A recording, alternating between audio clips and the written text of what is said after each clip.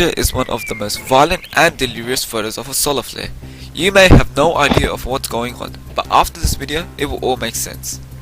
The Sun. Yes, the circular object you see in the sky, which sources life on Earth and in basics makes us see things during the day. But it's much more complicated than a few billion atoms going through nuclear fission, releasing a lot of energy. At times, it goes through many emissions such as electromagnetic radiation and solar flares. A solar flare occurs when there is a sudden release or buildup of magnetic energy in the solar atmosphere.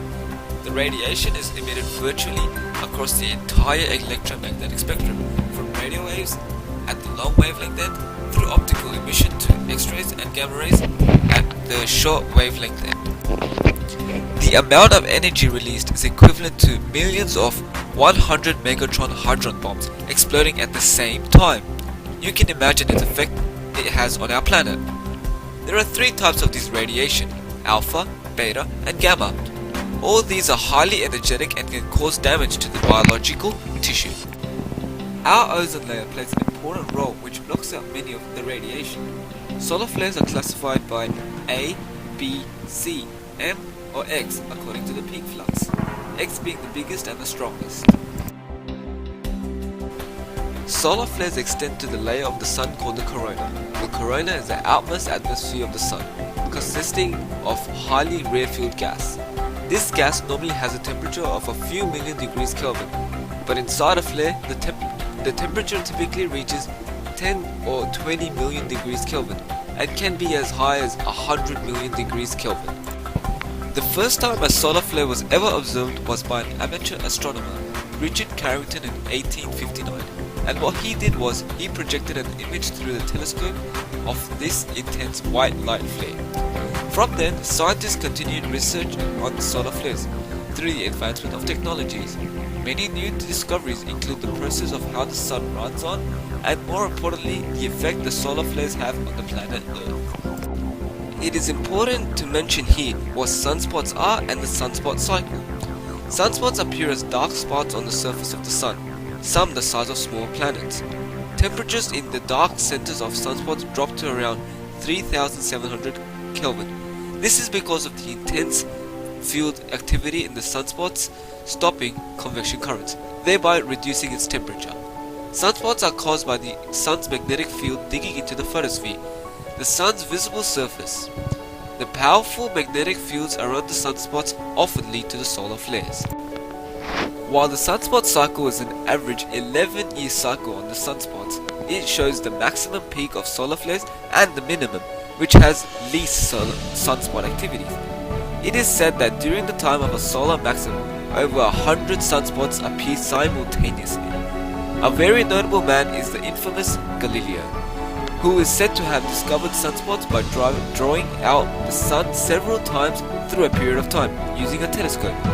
He also observed the motion of the sunspots, indicating that the Sun was rotating on an axis.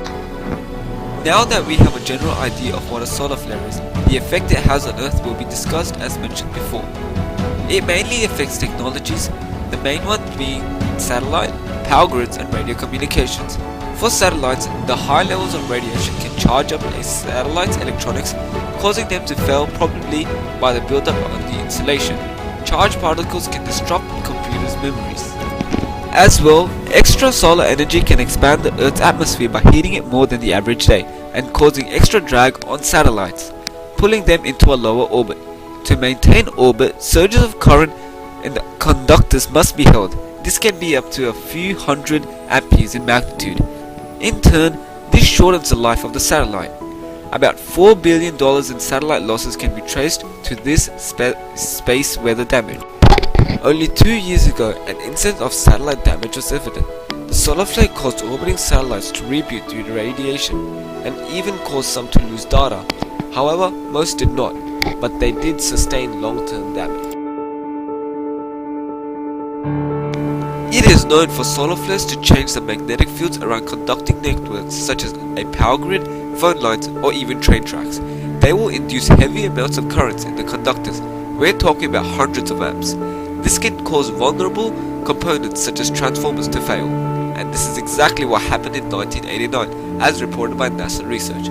An intense solar storm triggered overloads that triggered a shutdown of the electricity distribution system in Ottawa, Canada, leaving the city blacked out for over 8 hours. The storm can also disrupt communications on flights.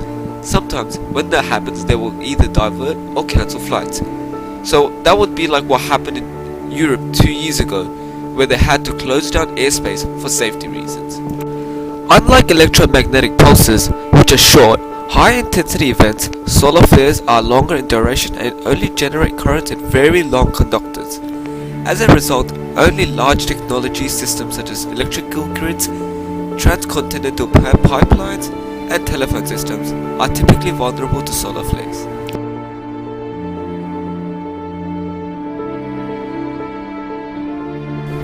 The solar flare disrupts radio communication through the way it changes the ionosphere, 100 to 500 kilometers in altitude. For some applications, for example the over-the-horizon radar, the ionosphere is used as a mirror. If it is disrupted by space weather, it distorts the reflected signal or even just fades them out. Particularly strong solar flares can affect electronic equipment on the ground, as well as signals in space.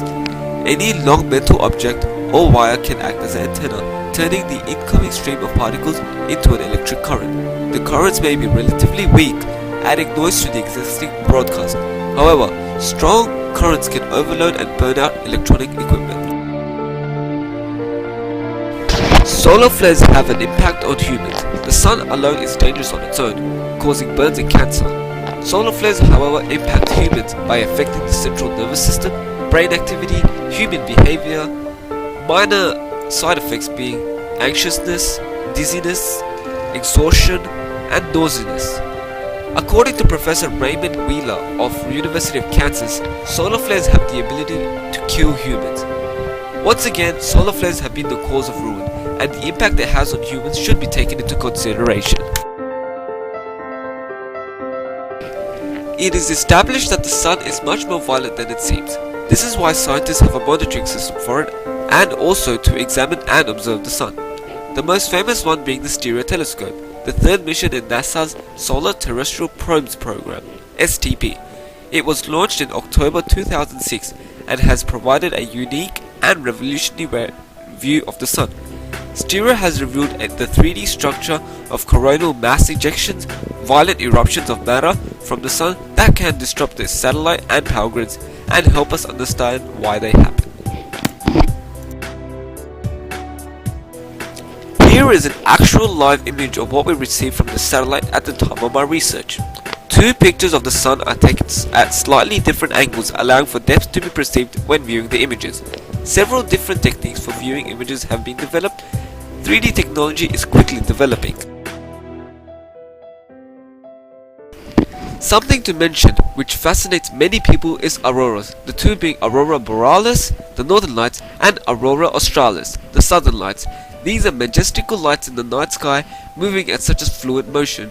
We can all guess the cause of this phenomenon. It's solar flares, and by them disrupting the magnetic field of the earth. The result is beyond belief. This has come to the conclusion of the video. To summarize, a solar flare is a large explosion of magnetic energy in the sun's atmosphere, which causes an intense burst of increased brightness. A sunspot is a region of the sun's surface that is marked by a lower temperature than its surrounding and intense magnetic activity. These have a great impact on the technologies, being the satellites, power grids, and radio communications. Impacts being disruption, interference, rebooting systems, blackouts, and even destruction.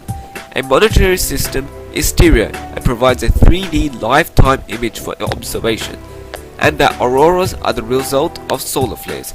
I will now once again show you the same picture as the beginning, but this time I'm sure you will have a clear understanding of what's going on.